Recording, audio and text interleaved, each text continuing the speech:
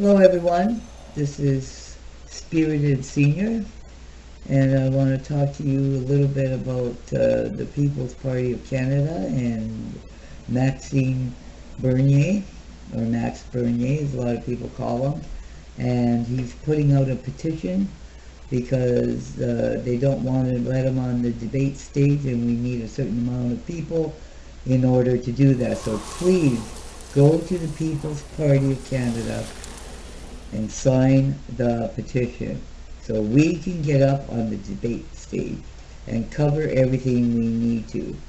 And one thing that they should cover is one of our issues is nationalism, which is a big thing, okay? A nation must be based on a sense of belonging, of participating in a common national project, and sharing the same values.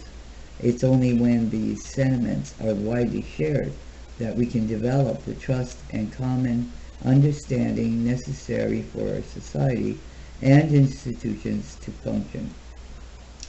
In the past, immigrants who came to Canada gradually integrated into our society. They did, of course, keep some aspects of the culture of their own country of origin. They became Canadians but with a distinct flavor. This is a type of multiculturalism that enriches our society. However, over the past decades, the Government of Canada has pursued a policy of official multiculturalism that encourages immigrants to keep the values and culture they left behind instead of integrating into Canadian society and adopting Canadian values and culture. Well, isn't that why you move away from one country to go to the other one? Because you like their values and culture better? Now, why would you move away from a rotten culture to make it another rotten culture in another country? It just doesn't make sense to me. With his cult of diversity, Justin Trudeau, with his little fairy socks, had pushed this ideology even further into a form of extreme multiculturalism. He described Canada as the first post-national state with no core identity. Are you kidding me? I have core identity, and I think all of us Canadians do. We're Canadians. In a free society, immigrants might have the right to cherish and maintain their cultural heritage. However, that doesn't mean we have any obligation to help them preserve it with government programs and taxpayers' money.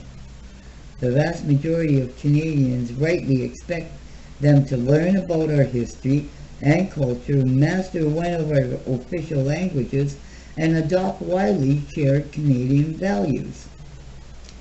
Yeah, good luck with that, eh, with the way Trudeau's doing. Facts. Canada is and has always been a diverse country. We have First Nations and Inuit, two official languages, a multi-ethnic population, and very different regional cultures. They developed in Canada. They don't exist anywhere else in the world, and they deserve to be nurtured and to survive. Our distinct values are those of a contemporary Western civilization. They include democracy, individual rights, and freedoms, including freedom of religious belief and freedom of to criticize religion. Equality means men and women, the equal treatment of all citizens regardless of ethnicity, religion, or sexual orientation. The rule of law, separation of state and religion, tolerance and pluralism, and loyalty to the wider society instead of to one's clan or tribe. Sorry. That's what Trudeau's trying to do. They're trying to get us all in little tribes. And you have to have groupthink, because you can't think outside the group. And that's what these liberals are doing. And they've dumbed down these people so much that they think they need the whole group in order to think.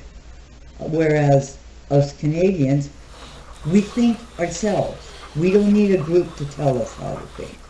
I think that's a better way of life, don't you? Okay, our plan for the People's Party. Official multiculturalism is based on the idea that there is no unified Canadian society and no distinct Canadian identity to integrate to, and that we are just a collection of ethnic and religious tribes living side by side. But if we want to keep our country united and ensure social cohesion, we must focus on what unites us as Canadians, not what divides us. Well, that's true. Oh, divide, divide, divide. He loves dividing. Repeal the People's Party government will, repeal the Multiculturalism Act and eliminate all funding to promote multiculturalism. Yes, I'm tired of paying for it. Emphasize instead the integration of immigrants into Canadian society. Substantially lower the total number of immigrants and refugees Canada accepts every year, from 350,000, wow, to between 100,000 to 150,000. That sounds better, doesn't it? Wow.